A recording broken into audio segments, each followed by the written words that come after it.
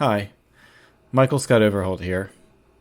Recently, for a client, I was researching post-pandemic burnout trends among medical professionals when I found that researchers are recommending hospitals seriously consider reforming their hiring policies, work hour management, manpower organizations, work environment, and logistics because the prevalence of burnout was 94% among neurology residents during the pandemic. 94%. Let that sink in for a moment. And burnout is not limited to frontline medical professionals. It's a concern among educators at all levels, small business owners, corporations, you name it. As the Director General of the World Health Organization, Dr. Tedros Adhanom Ghebreyesus argues, this is not just a public health crisis. It is a crisis that will touch every sector. So, every sector and every individual must be involved in the fights. That includes coaching. Kate Snowise is an executive and professional coach specializing in stress management, well-being, and resilience, who empowers her clients to avoid these burnout trends. With a background in emotional intelligence and corporate psychology, Kate found her way to coaching following my nose, as she puts it, in an epic journey that begins in her home country of New Zealand and is continuing now in the U.S. She lives just up the road from me in the lovely city of Minneapolis, Minnesota. Anabasis is the ancient Greek term for the inward journey or the ascent.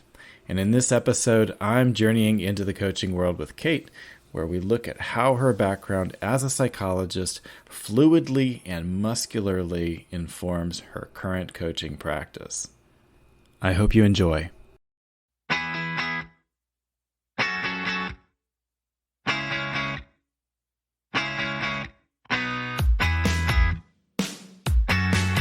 When we talk about what does my coaching do, I'm just here as one of those people to help other people get into a place that will help them show up in the world as the best version of themselves.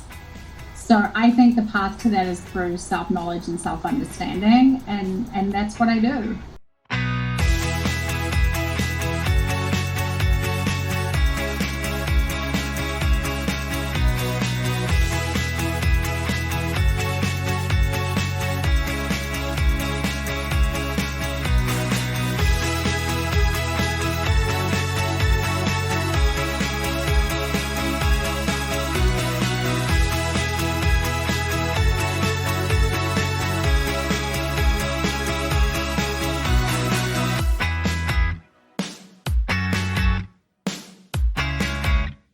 Coaching philosophy. I'm really interested in this. And you can choose either to say, yep, here's my coaching philosophy, straight out. Or if you would prefer, I noticed on your website, you say that you integrate psychological theory with real world practicalities. And that might be your coaching philosophy. And if it is, maybe elaborate on what psychological theory you found most helpful.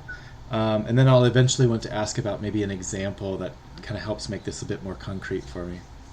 So I would say the psychological theory with practical reality, there is no one theory. And I feel like one of my skill sets as a coach is being able to pull on the breadth of psychological knowledge I have and apply the right theory at the right time to make sense of a situation and help a client gain insight. And so, there's tons of theories that I will lean on. I do a lot of workshops on stress, burnout, and well-being, and that is what I did my research on. And so, in terms of what I speak on, everything I speak on is based loosely around a psychological theory called the cognitive appraisal model of stress and coping, sometimes called the transactional model of stress and coping. And so if people want to Google search that, that's what informs how I talk about stress and coping. But when it comes to my coaching, honestly, it is such, and this is where I was sort of saying earlier, I started out with emotional intelligence coaching, and here is the structure, and here is the walls, and here is how you coach on this competency of emotional intelligence and this one.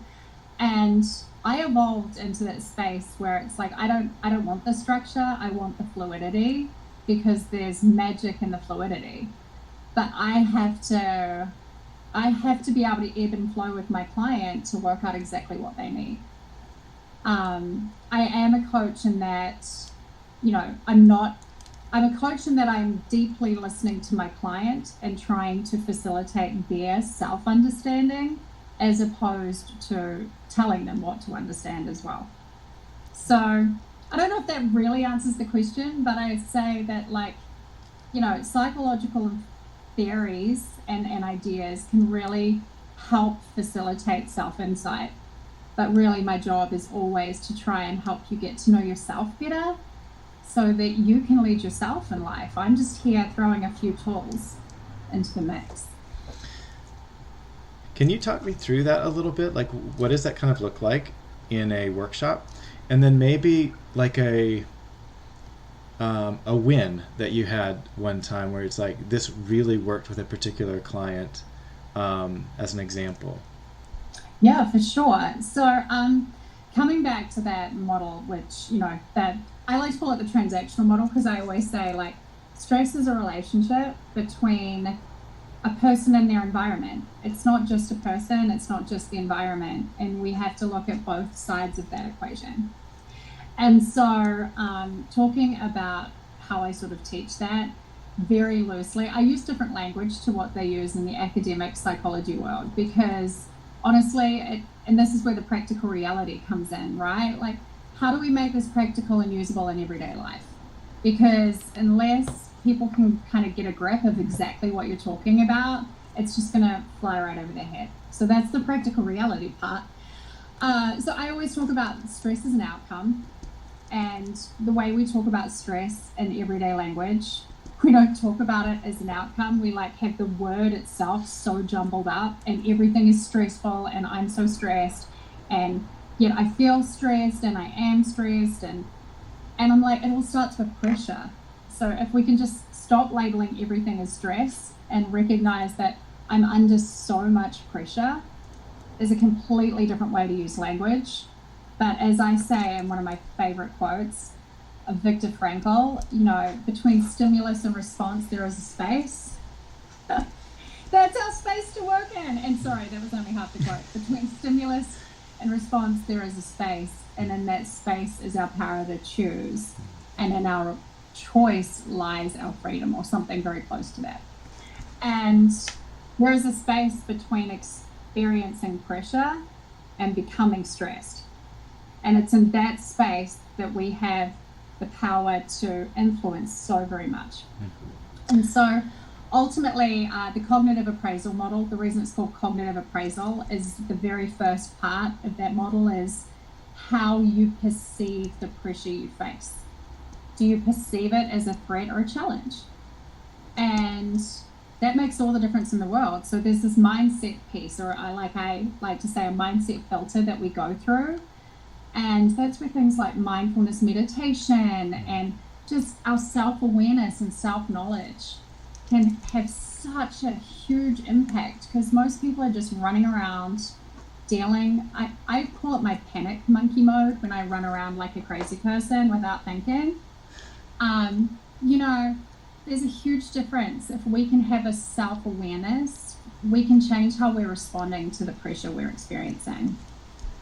So that's the first part. And then really I talk about opening up our coping pathways and being really aware of how we are coping. Because that's the other element, that if we're not conscious of how we're coping, we tend to look for short-term solutions.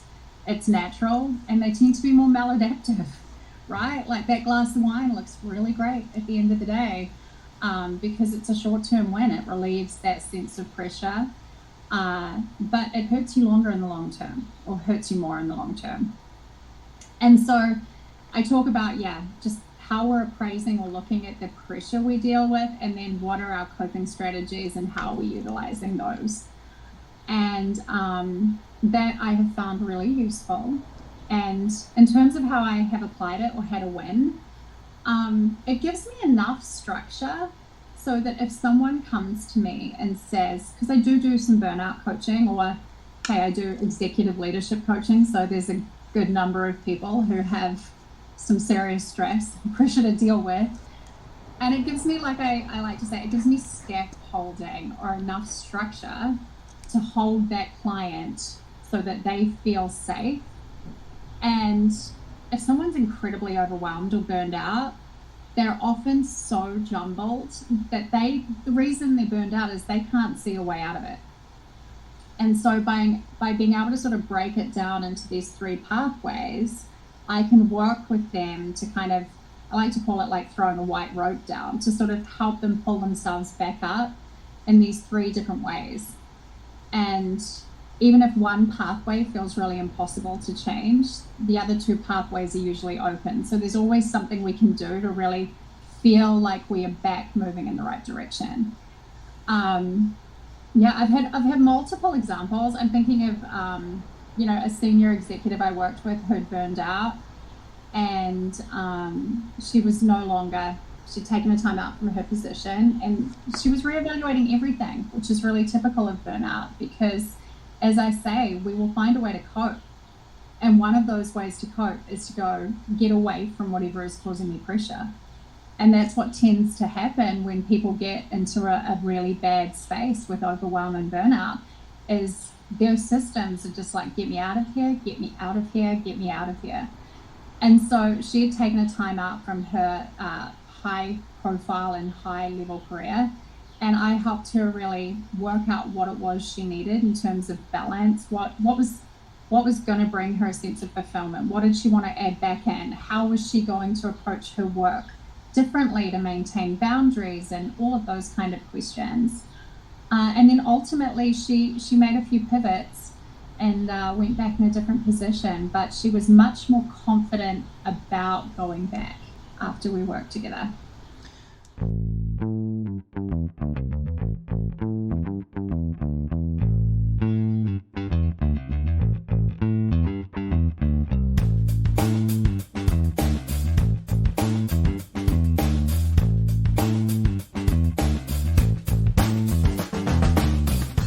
I would imagine when you're working with someone in like a burnout situation that the lines between therapy and coaching would be very, very close. How do you navigate that particular situation without feeling like you're kind of crossing over into a therapist model? Yeah, for sure. And I think this is a really important conversation, actually, because it goes around the scope of practice. And I think there are a lot of coaches that aren't clear on the idea or concept of a scope of practice. The reason I did burnout coaching is I spent my entire master's degree focused on stress. And I spent so much time diving into this as a subspecialty of my training that I feel I have unique skills to help in this area. It's not necessarily going to be a scope of practice for everybody who has the same qualification for me, because I took my training in a different pathway. And so for anyone listening, I think it's really important to understand the backgrounds of the people that you're working with to make sure they do have the skills and the competence to really be able to hold you or help you in whatever you're in.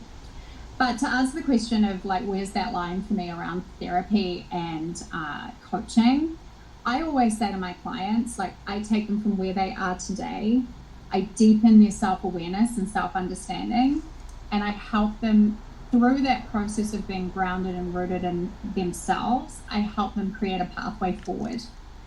If there is anything major that is going to hold them back, any healing or hurdles that are going to stop them or hold them up in that process, that's when therapy is going to be useful. So I have a number of clients who work with me and a therapist at the same time, and I'm very clear of where that line is. And I don't have training around therapeutic kind of tools and forms of inquiry, and so I'm very clear. I'll be like, you need to explore that with your therapist.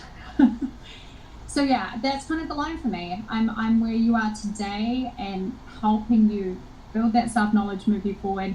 A therapist can help you with the healing that might be holding you back from moving forward. So I want to reconcile your goal of writing a book. This is something that you and I share with the checklist from episode 164, I think, which is the most recent podcast that I saw, Are You Heading in the Wrong Direction in Life? Great title, by the way. A great hook. Like, I wanted to listen to it for that reason alone. How do you continue to pursue this dream of publishing a book while heeding the blocks, signs from the universe, alternative paths, some of those lists that you included in the podcast? You know what, Michael? This one just doesn't leave me alone. No matter how many times I put it down, how many times I trip myself up, how many times, I think some of our biggest dreams, right, they bring up the biggest hurdles for us. No matter how many times I walk away from this one, it comes back. And funnily enough, and I didn't say this in that podcast episode, what that decision that I was really basing that around was I had thought that I wanted to buy an investment property as an Airbnb. And what I will say is I can be, personality-wise, I can be very headstrong, but I'm also incredibly decisive. And I would say my decisiveness has been a huge asset with my career, and something that I look back on now and I'm like, it's my decisiveness, because I make a decision and I go, that has really helped me. But sometimes, every now and again, those two traits coming together they can lead me astray and take me, and stop me from really soaking up this other forms of information or listening. They really just stop me from listening. And so I was so headstrong. I was like, my favorite show on HGTV is the Scott McGillivray, I can't say his last name, his show where he like refreshes cabins, and I was like, I want to do it. I want an Airbnb. Then when I started really listening to what the universe was telling me, I was like, this isn't working out. Like, you're now my budget has to go up, and I didn't want to spend that much because now this, and I ignored it. I ignored the evidence for quite some time before I started to be like, this doesn't add up in the way that I think it should. But it was hard to let it go because I was very attached to that idea and the picture I had in my head. I think with the book has been something that has been playing on my heart for so many years. And and one of the things in terms of, is it a dream to hold on to, right? I remember the very first time that I didn't know I wanted to write a book yet. I was 25 years old. And I can remember my niece having this passing conversation with me where she said, oh yeah, my friend just published a coffee book, like a coffee table book. The pang of jealousy and envy in me was so fierce. I was like, who does she think she is to do that? And I'd never had a reaction like that before. And so I think that was the first indication that it was something that I wanted to. I just didn't know how to do it. And I have spent the last good part of the last 10 years working out how to do this well. And I can now say with confidence, Michael, that like I'm in the final stages of a book proposal with a partner, and this time I think it really will happen. I just haven't sold the book yet, so I'm not really publicly talking about it too much, but there's definitely a book in the works. And yeah, for me though, I think it's the fact that this one which will not go away. And so for someone who can be very decisive, and I'm not usually too impulsive, I'm decisive, quick, and I think things through. But, that Airbnb dream is now like, it's just faded off into the distance. I don't even want it anymore, even though I was so attached to it only a few months ago. The book has been lingering for 10 plus years. It's not going anywhere. How is your style of coaching contributing to a more sustainable, empathetic world? I'm interested in this question because when it comes to people, I'm a bit of a hopeless optimist in believing that we do the best we can with what we've got. And so I'm curious how your style of coaching contributes to a more sustainable, empathetic world. I loved this question when I saw it. So my theory is that the more people who know themselves and are deeply rooted in a and I use that word deeply because like that deeper connection with self, when you function from that place, I believe you are naturally more empathetic. And I think when we care more because we're in tune with ourselves, we will care more about each other and the world around us. So when we talk about like, what does my coaching do? I'm just here as one of those people to help other people get into a place that will help them show up in the world as the best version of themselves. So I think the path to that is through self-knowledge and self-understanding, and that's what I do. So coaching executive leaders, there's part of that. When I first started my practice in the States, I did sort of a lot more personal work, and now I'm doing a lot more executive leadership work. And I also believe that leadership matters. And I think that our organizations and the companies that we work for have a huge influence on our lives, and in many ways are the new communities. Many of them have political influence, right? And so I think about the leadership of those organizations, and how those leaders lead themselves is going to impact how they lead everybody else. And so I think there's a lot of power as well in helping the leaders that we have be the very best they can be, because that will impact many more people.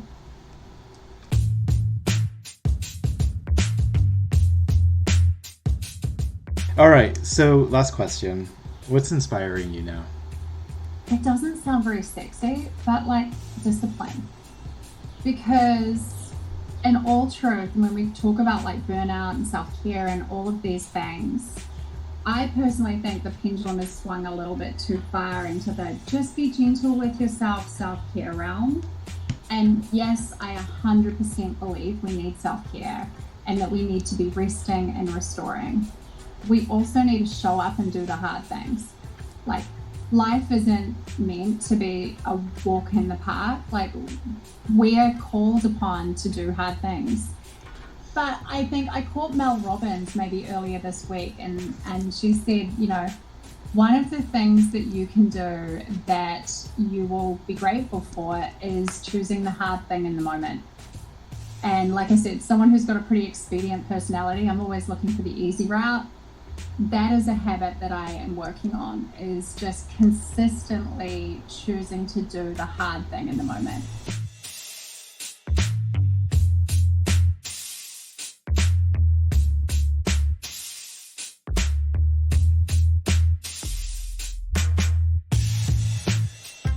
Thank you, Kate, for taking the time to talk with me. To learn more about Kate's company, go to thrive.how, where you can find her podcast, Here to Thrive, as well as workshop and coaching resources. If you found this conversation beneficial, please subscribe to my podcast so you don't miss an episode. On August 24th, I'll drop the next one with Brian Ford of the Self-Improvement Daily podcast. Thank you for listening.